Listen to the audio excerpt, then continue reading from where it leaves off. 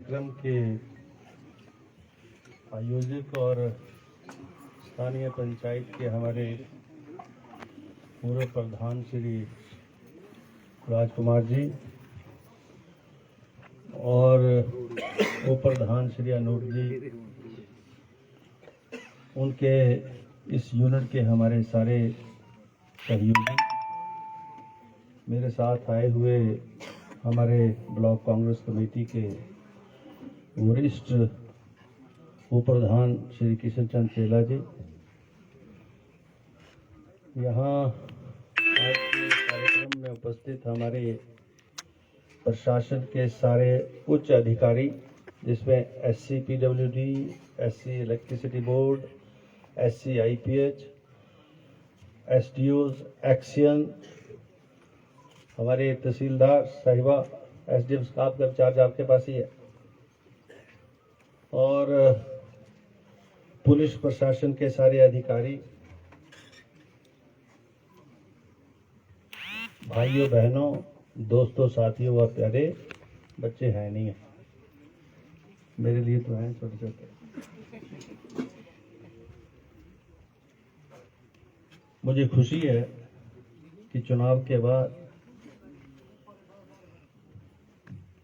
मलुंडा पंचायत का ये पहला दौरा है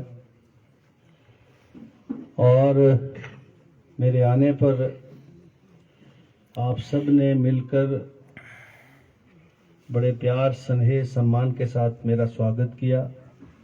उसके लिए आप सबका बहुत बहुत धन्यवाद।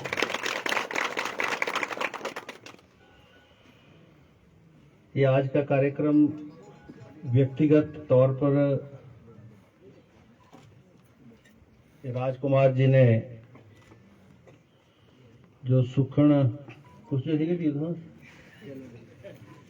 केलंग वजीर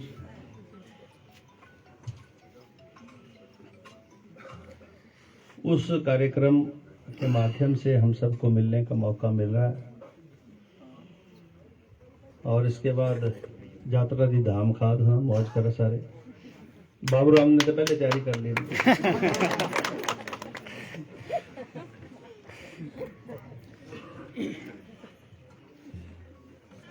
मलुंडा पंचायत की आबादी लगभग कितनी है? 2500 प्लस, यानी 2600-2700 के करीब आबादी है। और आज के इस कार्यक्रम में मेरे ख्याल नहीं कोई 1-2% आदमी होंगे, बाकी सारे आज के इस कार्यक्रम में उपस्थित है। आप सबका अभिनंदन, स्वागत और धन्यवाद। मुझसे पहले अनूप जी ने और राजकुमार जी ने इस पंचायत की जो समस्याएं हैं उसके बारे में आपसे आपके समक्ष उन्होंने बात रखी। और वैसे भी मलुंडा पंचायत मेरे लिए कोई नई नहीं, क्योंकि इस पंचायत का एक एक गांव और घर बोल दो आप, जिसे मैं व्यक्तिगत तौर पर मैं जानता हूं। आप में से बैठे हुए यहाँ सरकारी अधिकारी कर्मचारियों को छोड़कर जो 250-300 आदमी यहाँ बैठे हैं, मैं उन सबको व्यक्तिगत तौर पर बाय नेम जानता हूं। और समय समय पर कई दौरे लगे, काफी लंबा इतिहास है राजनीति का। वर्ष 1985 से लेकर आप सबके संपर्क में हम रहे और मुझे याद है जब सारे का सारा इलाका पैदल था, लगातार 6-6 दिन 7-7 दिन पैदल चलने के बाद यहाँ पहुँचते थे और फिर यहाँ से जोत से फिर मानकोट, बसोदन, भोई, कोलका, जटकरी और मेला जाके मैं निकलता था। उसमें जो उस समय के जो पुराने साथी हैं हमारे, बेचारे कुछ बुजुर्ग हो गए, कुछ चलने फिरने में असमर्थ हो गए, जिसमें पुराने प्रधान नीरू राम जी आज के इस कार्यक्रम में नहीं शामिल हो सके। उनकी धर्मपत्नी आई हैं, मेरे परिवार के अपने सदस्य स्वर्गीय होशियारा राम। तो आप सबसे व्यक्तिगत तौर पर हमारे संबंध हैं, चाहे वो सरदार क्यों ना हो, जो विरोधी है।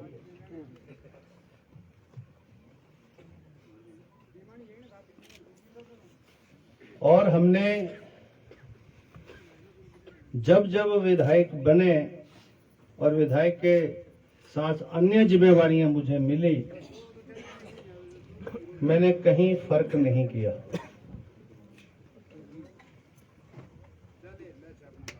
जिस इलाके को, जिस गरीब को, जिस परिवार को जो जरूरत थी, आवश्यकता थी,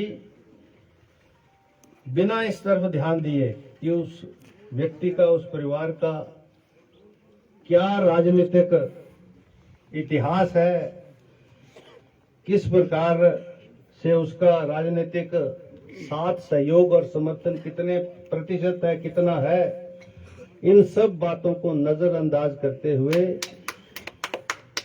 इस पंचायत के उत्थान के लिए हमने काम किया। नजर नहीं दी हमने। अभी यहां चर्चा हो रही थी कि पिछले 10 वर्षों के कार्यकाल में और विशेष रूप से पिछले 5 वर्षों के कार्यकाल में सारी पंचायत के अंदर जो हुए काम थे वो भी खत्म हो गए, समाप्त हो गए। सड़क देख लो आप, बड़ी मुश्किल से छोटी मोटी रिपेयर हुई है और ये सड़क वर्ष 2003-07 की मेरी प्राथमिकताओं में है। प्रधानमंत्री ग्राम सड़क योजना के माध्यम से ये टेंडर हुआ, सरकार बदली, विधायक मैं ही था, काम चला और उस समय के प्रधान संतोष कुमार थे और ये बस पास उस समय हुई।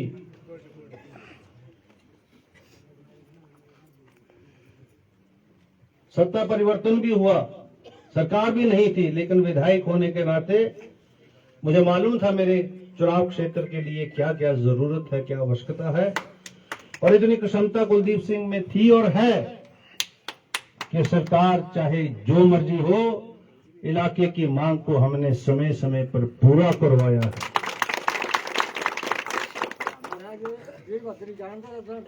और कभी भी प्रतिशोध की राजनीति नहीं की।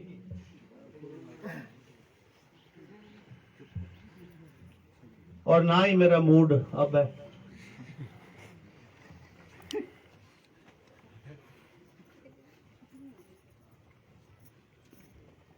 मेरी राजनीति विकास की राजनीति रही है। मेरी राजनीति जो गरीब जरूरतमंद है उसकी पहचान कर उसकी सबसे ज्यादा इमदाद हो, ये मेरी राजनीति का एक अहम हिस्सा रहा है। मुझे खुशी आज इस चुनाव क्षेत्र में मेरे कार्यकालों में रोजगार भी पैदा हुआ, नौकरियां भी मिली, सड़कें भी मिली, बिजली और पानी की व्यवस्था भी हमने की।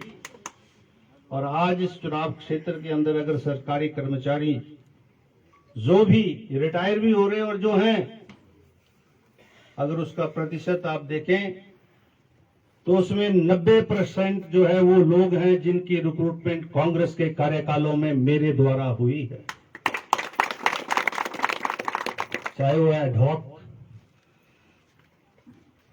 के रूप में अगेंस्ट जेबीटी वर्ष 1985 और 90, पीटीए के माध्यम से, स्कूल मैनेजमेंट कमेटी के माध्यम से, पैरा टीचर्स के माध्यम से और डेली वेज के माध्यम से, पीडब्ल्यूडी और आईपीएच जिनको जो है इंडस्ट्री कानून के माध्यम से डिक्लेयर करवाकर न्यायालयों से, हाई कोर्ट से, ट्राइब्यूनल से इस बात को तसव्वुर करवा के कि हिमाचल प्रदेश में उस समय कोई इंडस्ट्री नहीं हुआ करती थी, आज तो इंडस्ट्री है बद्दी बरोटी वाला में।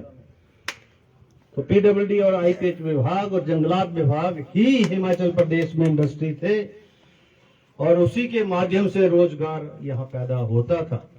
और याद होगा वर्ष 1990 में 35,000 मजदूर हिमाचल प्रदेश में बंद हुए थे। उसमें से 5,000 चंबा जिला के थे, 2,000 2,500 इस चुनाव क्षेत्र से थे। उन तमाम मामलों को लेकर हम न्यायालय में गए, कोर्ट में गए और दोबारा से उनकी सेवाएं बहाल हमने की। आज उनके बच्चे पढ़कर साइंटिस्ट बन गए। आज उस डेली वेज मजदूर वर्क चार्ज के बच्चे साइंटिस्ट दिखते हैं, एचएएस ऑफिसर दिखते हैं, प्रोफेसर दिखते हैं, लेक्चरर दिखते हैं। ये कोई और नहीं है, ये वो बच्चे हैं जिनको रोजगार दिलवाने में और यहाँ शिक्षा के क्षेत्र में काम करने में कुलदीप सिंह ने योगदान दिया है। कॉलेज के माध्यम से इस कॉलेज में आज ऐसे नौजवान ग्रेजुएशन करके, पोस्ट ग्रेजुएशन करके, अब तो अभी के कमीशन में ही 1 दर्जन से ज्यादा बच्चे यहीं से, इसी कॉलेज से पढ़कर यहीं एसोसिएट प्रोफेसर के रूप में अपनी सेवाएं देंगे। ये कोई कम बात नहीं है दोस्तों। मैं जानता हूं, और ये जग्याल साहब यहां बैठे हैं, मुझे भी 10वीं का जो सेंटर था हमारा 1972 में, वो शाहपुर हुआ करता था। और जो उस समय के मैट्रिकुलेट है, किस प्रकार से 10वीं की शिक्षा हासिल करने के लिए कितनी कठिनाई हमको महसूस करनी पड़ती थी। मैं मानता हूं कि अभी शिक्षण संस्थान जो हमने खोले थे और जिस रेशो में वहां पर अध्यापकों की रिक्तियां भर जानी चाहिए थी, अच्छे भवन बन जाने चाहिए थे, स्कूल ग्राउंड हो जाने चाहिए थे, शिक्षा की व्यवस्था एक क्लास हो जानी चाहिए थी, उसमें कमी है। तो कारण कौन है? कारण कुलदीप सिंह नहीं है, कांग्रेस पार्टी नहीं है। कांग्रेस वो लोग हैं और उसकी जिम्मेवारी कुछ हिमाचल प्रदेश की जनता में भी जाती है। हर 5 वर्षों के बाद सत्ता परिवर्तन होता रहा और उस सत्ता परिवर्तन के माध्यम से आज दशा ये है कि जो विकास हमने वर्ष 1985 और 90 के दौरान जहां हम पहुंचे थे, आज उसी के नजदीक कहीं खड़े हैं। 5 वर्ष हम काम करते हैं, अगले 5 वर्षों में किया हुआ काम समाप्त हो जाता है। तो ये दोष हमको अपने ऊपर लेने की भी जरूरत है। मैं इस मंच के माध्यम से यहाँ उपस्थित सभी भाई बहनों को मैं जानता हूं कि आपका सहयोग समर्थन हमारे साथ रहा है, लेकिन वो व्यक्ति जिन्होंने समय समय पर गलतियां कर इस प्रकार से हिमाचल प्रदेश के विकास की इस रफ्तार को कम करने में जो है काम किया है, उनको अपना आत्मनिरीक्षण करने की जरूरत है। अरे ये तो मेरे पास समय था 27 वर्ष की आयु और अब 65 प्लस। मैं तो उन चुनौतियों से लड़ता रहा और आज भी क्षमता है, आने वाले 20 सालों तक भी चुनौतियों से लड़ने की क्षमता मुझ में है और हम लड़के दिखाएंगे। आप बोल रहे थे हमारी सड़क, जहां सड़क थी 2007, 12, 17, 22, 23 हो गया, सड़क वहां की वही है। 10 वर्ष तक विधायक महोदय जो थे,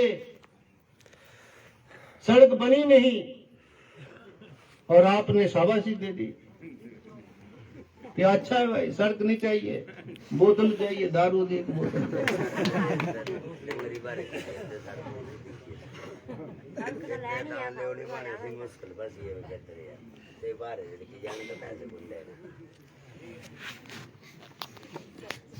अभी राष्ट्र स्तर का सम्मेलन हो रहा है, चुने हुए प्रतिनिधियों विधायकों का, और मुद्दे क्या हैं? ये मुद्दे ये हैं,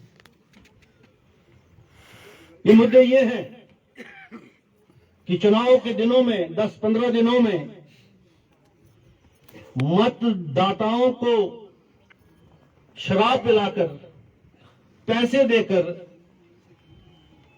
अगर मतों को किया जाए या प्रभावित किया जाए तो उसका देश की राजनीति पर, देश के लोकतंत्र पर क्या असर होगा। जो व्यक्ति चुनाव के लिए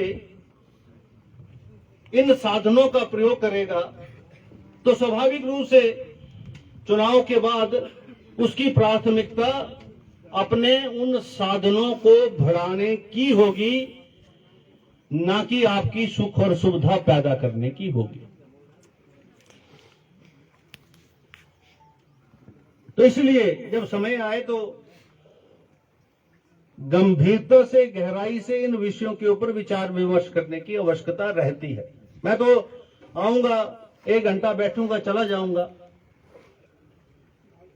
और बात अपनी कह के चला जाऊंगा। आया था, पिछली बार भी आया, चुनाव में एक एक घर भी गए, सारी जगह गए, मैं भी गया, चुनाव उससे ज्यादा गया, आप उससे ज्यादा गए सारे, और पिछली मर्तबा तो सारे के सारे साथ आ गए।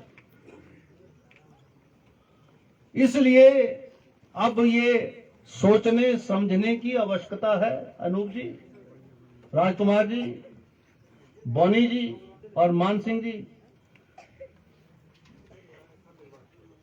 और उपस्थित यहां सारे साथी, कोई ये ना बोले कि मेरा नाम नहीं लिया।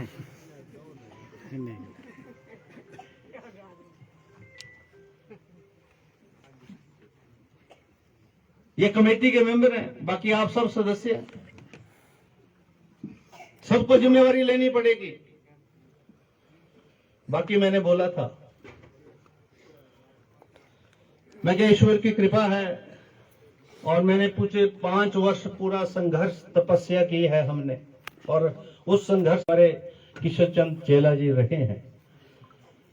क्योंकि जितना मैंने दौरा किया उसमें 100% नहीं तो 99% उस दौरे में ये हमारे साथ रहे हैं। मैं एक घर गया, मैंने कहा ये जो है ये गैप, ये विश्वसनीयता का गैप, क्रेडिबिलिटी गैप, ये क्यों उत्पन्न हुआ, इसको देखने का मैंने प्रयास किया। और अब ईश्वर की कृपा से समय दोबारा से आपके पास है। सत्ता में तो हम हमेशा रहे, अगर चुनाव नहीं जीत पाए तब भी सत्ता हमारे पास रही, और आप लोगों के लिए तो बहुत मान और सम्मान की बात है कि आपका चुना हुआ प्रतिनिधि जब हिमाचल प्रदेश की विधानसभा में जाता है या देश के अन्य राज्यों में जाता है, जब वो अपनी जिम्मेवारी बतौर विधायक, बतौर अध्यक्ष उसकी निर्वहन करता है, तो आपका सर जो है ऊंचा होता है। इससे बड़ा सम्मान और किसी को मिल नहीं सकता। अरे उस चुनाव क्षेत्र का नाम आता है, वो चुनाव क्षेत्र का नाम जो है वो देश के एक कोने तक जाता है।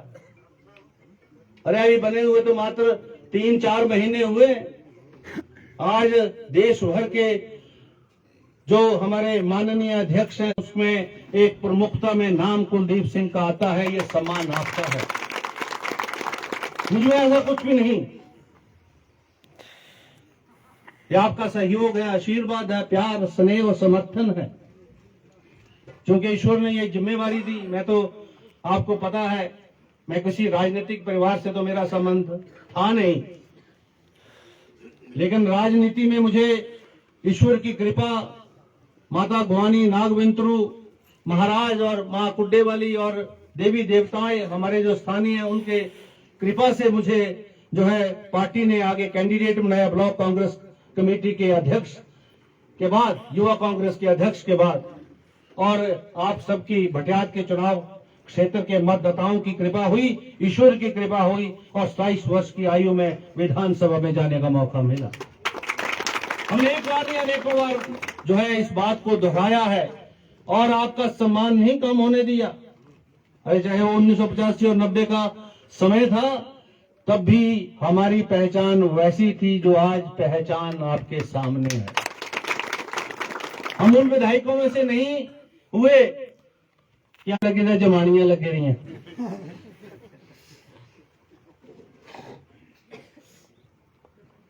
विधानसभा कोई सोने की जगह नहीं है,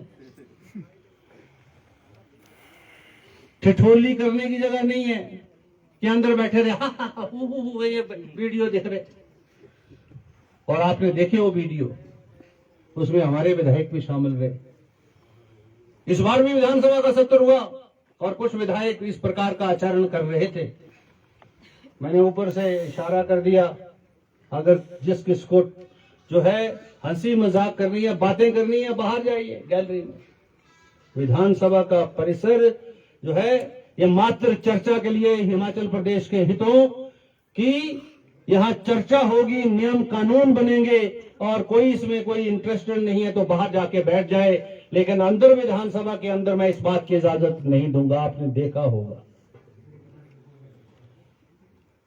अरे पहली बार हुआ है 1952 से लेकर अब तक का जो बजट सत्र का संचालन है वो राष्ट्र स्तर में सबसे प्रमुखता के तौर पर हिमाचल प्रदेश की विधानसभा में हमने करके देखा है।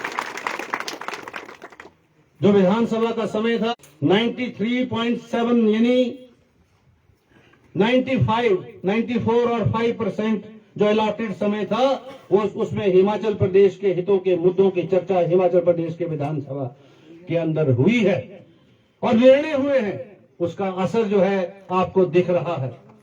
अरे सरकार ने, हिमाचल प्रदेश सरकार ने, माननीय मुख्यमंत्री जी ने चिल्ड्रन ऑफ द स्ट्रीट 6000 बच्चे जिनका कोई भी नहीं है, वो गरीब आदमी जिसका कोई भी नहीं है, वो वृद्ध जिसका कोई भी नहीं है, जिसके अपनी खोख से पैदा किए हुए बच्चे जो है उसको छोड़ देते हैं, उन बुजुर्गों के लिए अगर कोई सामाजिक सुरक्षा के कार्यक्रम बनाने वाली सरकार है तो वो सुखविंदर सिंह सुक्खू सरकार है, जिसने हिमाचल प्रदेश के 6000 बच्चों को जो है चिल्ड्रन ऑफ स्टेट का डेजिग्नेशन दिया है। उनका पालन पोषण भरण, नौकरी, मेडिकल कॉलेज की शिक्षा, इंजीनियरिंग की शिक्षा, हर जगह सरकार जो है उनकी इमदाद करेगी और सरकार उस खर्चे का वहन करेगी जब तक वो नौकरी में नहीं लगेंगे। अगर किसी वजह से शिक्षा हासिल करने के बाद भी नौकरी में नहीं लग पाए तो 27 वर्ष की आयु होने के बाद उनको घर बनाकर भी सरकार देगी। ये पहली सरकार है, देश भर की सरकारों में पहली ऐसी सरकार है जिसने इस प्रकार से सामाजिक सुरक्षा के कार्यक्रमों को लागू किया। बेटियों के लिए जो गरीब बच्चे, आज कॉलेज के अंदर जाओ तो कौन से बच्चे पढ़ते हैं, मैं जाता हूं कॉलेज में फंक्शन में, जो सरमाएदार है उनके बच्चे तो बाहर पढ़ते हैं। कोई जालंधर जाता है, कोई धर्मशाला जाता है, कोई चंडीगढ़ जाता है, कोई शिमला जाता है, लेकिन जिस वर्ग चार्ज डेली वेज जिसके साधन नहीं है, जिस बेटी का जो है घर में कोई साधन नहीं है, वो चौड़ी के कॉलेज में शिक्षा हासिल करके एसडीएम बनती है। ये इससे बड़ा दुख का, इससे बड़े खुशी की बात नहीं हो सकती। अरे बनी है, यहां से एचएएस ऑफिसर हो गई हैं, लेक्चर हो गई हैं, एसोसिएट प्रोफेसर हो गई हैं, टीचर और अन्य सेवाओं में तो बहुत हैं। तो ये सामाजिक बदलाव की अगर शुरुआत हुई है तो इसका नींव पत्थर डॉक्टर वाईएस परमार ने रखा और इसके ऊपर एक बहुत बड़ी इमारत आदरणीय वीरभद्र सिंह जी के द्वारा बनी है। ये वर्तमान हिमाचल का स्वरूप हमारे सामने। अब इस स्वरूप को आगे बढ़ाना है, वर्तमान सरकार काम कर रही है। हम विधानसभा में हैं, 40 कांग्रेस के विधायक हैं।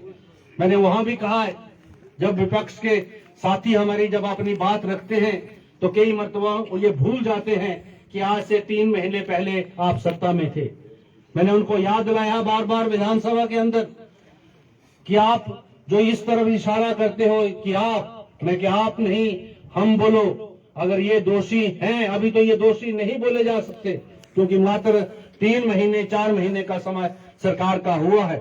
अगर दोष जाता है तो आप लोगों पर दोष जाता है कि आज जो है जाजड़ी हमारा जो स्कूल है, सीनियर सेकेंडरी स्कूल, अगर वहां पर पोस्टें खाली हैं, अगर चौड़ी कॉलेज में पोस्टें खाली हैं, अगर रेफरल हॉस्पिटल चौड़ी में डॉक्टर नहीं है, या अन्य जो है यहाँ पर जो है पीएससी नहीं बन पाया है, आयुर्वेदिक हेल्थ सेंटर नहीं बन पाया है, या हमारे रेखेड़ के स्कूल में रिक्तियां हैं, बनेटा के स्कूल में रिक्तियां हैं, तो इसका दोष जो है आपको जाता है, भारतीय जनता पार्टी की सरकार को जाता है, वर्तमान सरकार को नहीं जाता।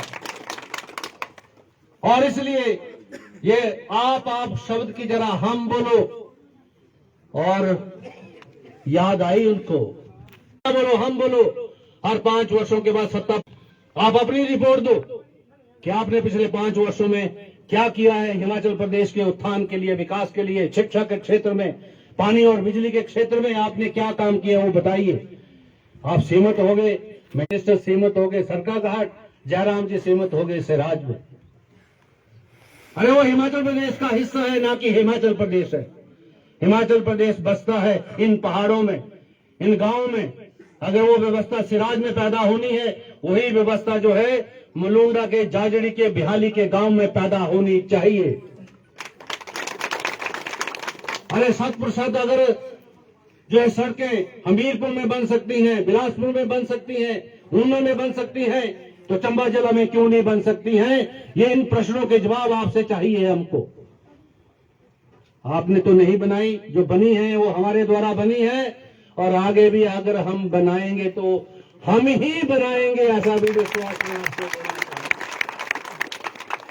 आप देखना, अभी तो वर्ष 2027 जून से पहले पहले, क्योंकि हम चुनाव के दिनों में काम नहीं करते, वर्ष 2027 जून से पहले पहले भटियात के समस्त गांवों को सड़क सुविधा के साथ कुलदीप सिंह जोड़ देगा, ऐसा मैं आपको कहना चाहूंगा। अरे आपकी सड़क का तो सर्वे हमने कर लिया, इसीलिए तो हमारे एससी यहां पर हैं।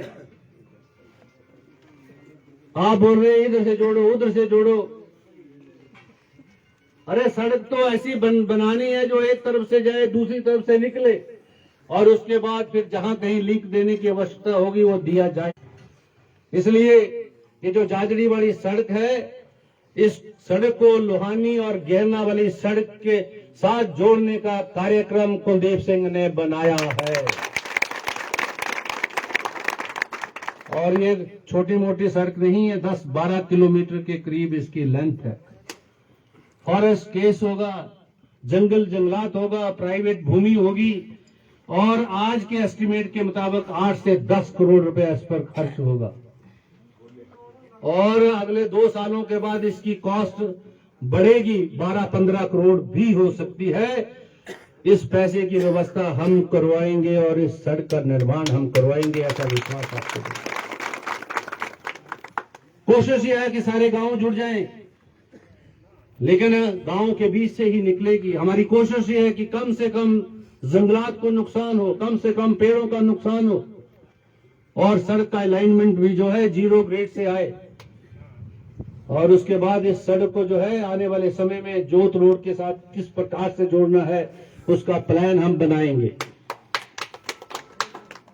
ये सड़क आपकी है तो छोटी एम्बुलेंस रोड है जो ढाडू यहां से ढाडू से लेके भड़ुआ ग्वालू, ये पीडब्ल्यूडी विभाग यहाँ है, मनरेगा से आप बना रहे, आप इसका सर्वे करें। जो प्राइवेट जमीन जिसकी आती है वो अपना एफिडेविट दे, और जो सरकारी है उसका एफआरए बनाए, और फिर जो भी एस्टिमेटेड कॉस्ट बनेगी 8 से 10 लाख आपने मिनिमम, या 50 लाख, हाँ जो भी एस्टिमेटेड कॉस्ट बनेगी उसके ऊपर जो ये एस्टिमेट डिटेल बनेगा, और एम्बुलेंस रोड बनाने के लिए जो भी धनराशि की आवश्यकता होगी उसको भी मंजूर कर दिया जाएगा।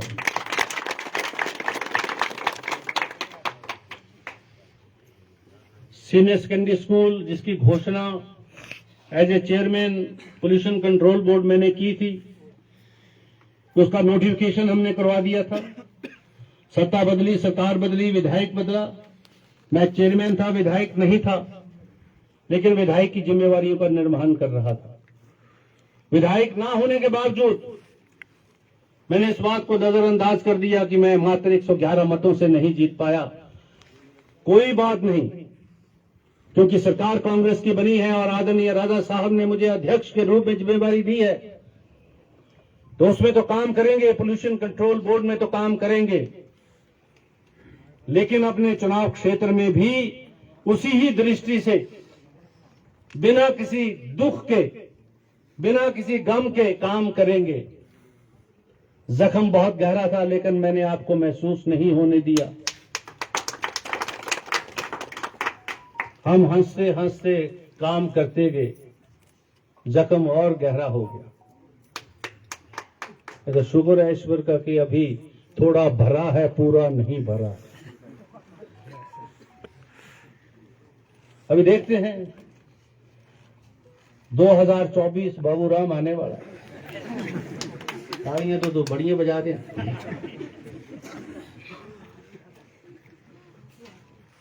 आने वाला है, मैं भी यही हूंगा, आप भी यही होंगे। मैंने तो जो बोला है वो करके दिखाऊंगा, और आपने जो बोला है वो भी करके दिखाना। अब ताली कम लग रही है, अब लगी नहीं, क्योंकि जिम्मेदारी ताली जो है जिम्मेदारी का एहसास दिला रही है।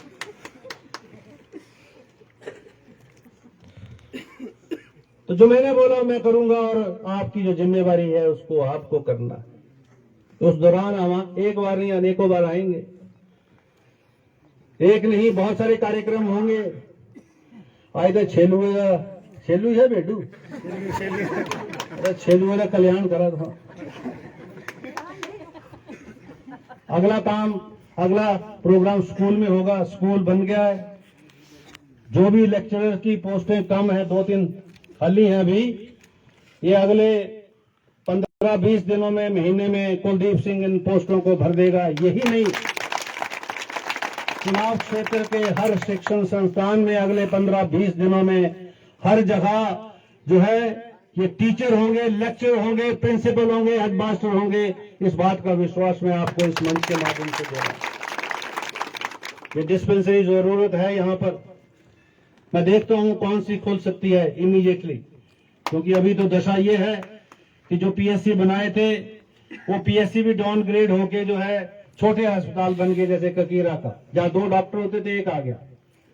चौड़ी के हॉस्पिटल को बढ़िया हॉस्पिटल, मॉडर्न हॉस्पिटल बनाना है। उसके साथ यहाँ जाजड़ी में एक चाहे आयुर्वेदिक हेल्थ सेंटर खोलें, चाहे प्राइमरी हेल्थ सेंटर खोलें, जो है उसकी व्यवस्था भी आने वाले समय में हम करवाएंगे, ऐसा विश्वास भी आपको देना चाहिए। स्कूल के कमरे बनेंगे, कमरों के साथ आलीशान बढ़िया भवन बनेगा, ग्राउंड बनेगा, और बच्चे जो है अच्छी प्रकार से +2 की शिक्षा यहाँ से हासिल करें। और कॉलेज में जानता हूँ बहुत सारी बच्चियां जो है जो +2 करना चाहती थी, कॉलेज जाना चाहती थी, नहीं जा पाई हैं। लेकिन जो अब अगली जो हमारी जनरेशन है, उसके जो बच्चे हैं वो उससे महरूम ना हो शिक्षा से, इसके ऊपर हम काम कर रहे हैं और काम करके हम दिखाएंगे। क्योंकि पिछले 5 वर्षों की कमी को मात्र 4-5 महीने में पूरा नहीं किया जा सकता, समय तो लगेगा। जो घोटाले हुए हैं आपके सामने, पब्लिक सर्विस कमीशन के माध्यम से जो है किस प्रकार से पेपर लीक होकर नौकरियां मिलती थी, वो आपके सामने है। मैं उन विषयों पर नहीं जाना चाहूंगा, बहुत समय लगेगा। और हमने अब जो है कल ही इंटरव्यू खत्म हुआ, परसों ही रिजल्ट निकाल दिया। कोई एक कैंडिडेट नहीं बोल सकता कि मेरे साथ कोई अन्याय हुआ। आरटीआई के माध्यम से वो जो है सारी सूचना जो है पब्लिक सर्विस कमीशन की ले सकता है। और हमारे यहाँ एचएएस ऑफिसर, बीडीओ के रूप में, तहसीलदार के रूप में चयन हुआ है। एक प्रक्रिया जो है नौकरियों की शुरू ही है सरकार ने। अभी आप देखेंगे अगले 2-3 महीने में ये इससे 4 गुना ज्यादा स्पीड में हम करेंगे, और यहाँ पर रोजगार की व्यवस्था हम पैदा करेंगे, ऐसा विश्वास मैं आपको दे रहा हूं।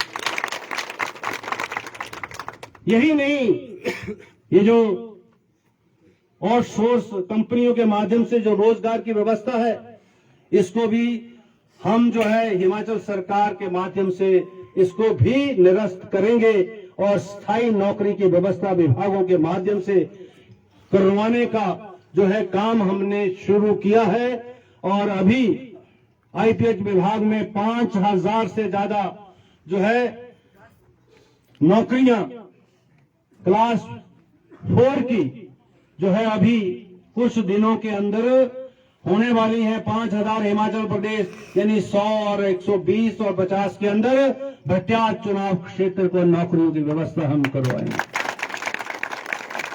इसी प्रकार से पीडब्ल्यूडी में भी, मेंटेनेंस स्टाफ में, स्कूलों में भी जिसने जमीन दी उसको पार्ट टाइम की नौकरी मिली नहीं, जिसने नहीं दी उसको वहां लगा दिया। इसके ऊपर भी हम सारी समीक्षा कर रहे हैं, ताकि गरीब परिवार जो है उनकी ज्यादा देखभाल हो। अभी आपने कहा कि आपका जो है यहाँ पर जो पंचायत के माध्यम से चयन होता है IRDP अंत्योदय परिवारों का, उसमें गड़बड़ी हुई है। उसमें जो जेन्युइन गरीब परिवार थे उनको बाहर निकाल दिया गया है। अगर ऐसा हुआ है, इसकी पूरी छानबीन होगी और दोषियों के खिलाफ एक्शन भी होगा और उन परिवारों को, जो जरूरतमंद परिवार हो, दोबारा से जो है उस सूची में डाला जाएगा, ऐसा विश्वास भी मैं आपको दे रहा हूं। वीडियो साहब यहां हैं, ये तो बेचारे आज के मेहमान हैं, कल अपने घर जा रहे फतेहपुर, नए वीडियो आने वाले।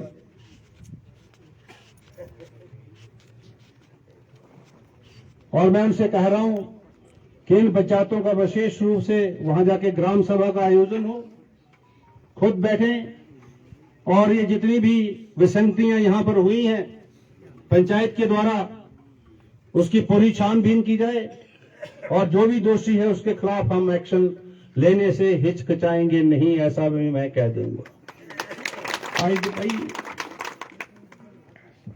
टीडी की लकड़ी मिले, पर टीडी की लकड़ी का प्रयोग सेल में ना हो।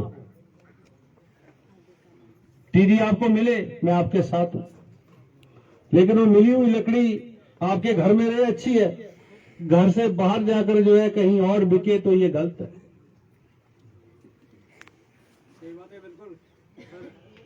ये गलत है। मैंने तो पहले भी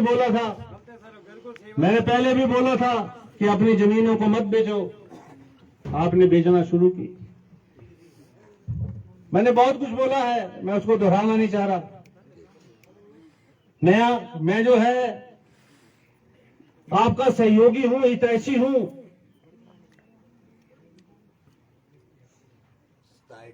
और इसलिए आपका तो एक आशी हूं, पर जंगल और जंगलात का भी हूं, क्योंकि अगर ये पेड़ बोल नहीं सकता, वोट दे नहीं सकता, लेकिन हमारा जो जीवन है उसके बिना चल नहीं सकता। इसलिए आपका भी उतना ही हक है, उससे ज्यादा इसका भी उतना ही हक है। मुझे इसका भी संरक्षण करना है और आपका भी ख्याल रखना है। इसलिए ये जो विसंगति है इसको भी दूर करेंगे, लेकिन जंगलों का रख रखाव हो, ये वनस्पति पेड़ पौधे आगे जो है बड़े, जंगल जंगलात लगे, अच्छा पर्यावरण। यहाँ बहुत सारे लोग पहली बार आए जो अधिकारी हैं हमारे, बहुत सारे, क्योंकि वो जिला चंबा के अधिकारी हैं। DPRO मेरे ख्याल कम ही आए होंगे यहाँ, ये पहला दौरा है आपका, और जो है बहुत सारे और भी। तो उनको ये लग रहा था कि हम तो स्विट्जरलैंड पहुंच गए। मैंने कहा अभी तो आप यहाँ पहुंचे, इससे आगे जाएंगे तब तो आप बोलेंगे जी वाकई में ही स्विट्जरलैंड से भी आगे चले गए हम। तो ये सुंदर पर्यावरण हिमाचल प्रदेश का एक बहुत बड़ा हिस्सा है, और यही जो स्वरूप है हमारा हिमाचल प्रदेश का, यह पर्यावरण की दृष्टि से, टूरिज्म की दृष्टि से आने वाले समय में यही हमारा व्यवसाय होगा। ये जो खेती है, यहाँ की छोटी मोटी खेती, ये ऑर्गेनिक खेती के रूप में, जड़ी बूटियों की खेती के रूप में, आपको पता है जोत रोड के ऊपर संजीवनी बूटी है, जिस संजीवनी बूटी को हनुमान जी लाए थे और भ्राता लक्ष्मण जो है उनकी बेहोशी में, उस समय जब उनको युद्ध में घायल हुए थे, उससे इलाज हो, संजीवनी बूटी यहाँ है।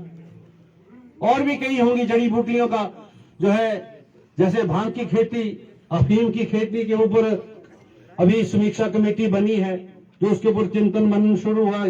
क्यों ना इसके औषधीय गुणों को देखते हुए जो है, क्यों नहीं इसकी इजाजत जो है सरकारी तौर पर दी जाए। इसी प्रकार से ऐसी बहुत सारी ऐसी क्षेत्र हैं जिसके ऊपर जो है काम किया जा सकता है, और आने वाले समय में हिमाचल प्रदेश की सरकार काम करेगी। आप जानते होंगे विषय हिमाचल प्रदेश की विधानसभा में आया कि भांग की खेती मात्र जो है, जो भांग जो नशे में प्रयोग होती, ये दूसरी भांग है जिससे दवाई पैदा होती, जिससे रस्सी बनती है, जिससे जूते बनते हैं, जिससे और बहुत सारी ऐसी कमर्शियल जो है चीजें बनती हैं, और उसकी जो बीज है और उससे जो है कई तरह के जो कैंसर की बहुत सारे जो आपकी दवाइयां बनती हैं, उसमें उसका प्रयोग होता है। तो इसलिए इसकी औषधियों, और ये कल्टीवेशन होता है अफीम का भी, अफीम के बहुत सारी जो इसके औषधीय गुण हैं उनको उनकी खेती करवाकर लोगों के जो आमदन के साधन है उनको बढ़ाया जा सकता है। सरकार संवेदनशील होकर इन विषयों के ऊपर काम कर रही है और विधानसभा की कमेटी हमने गठन की है। बहुत जल्दी जो है उसकी रिपोर्ट आएगी, सरकार फिर से विधानसभा में इसकी चर्चा होगी और उसके बाद कानून नियमों के माध्यम से इसको भी हम खेती का हिस्सा बनाने का प्रयास आने वाले समय में करेंगे। तो मैं अधिक समय न ले हो गई और जो भी अभी हम बैठेंगे, फिर भी आपके व्यक्तिगत तौर पर जो भी कठिनाई, मुश्किल या कोई प्रॉब्लम, समस्या होगी उसको हम सुनेंगे और उसका समाधान करने की कोशिश करेंगे। मैं एक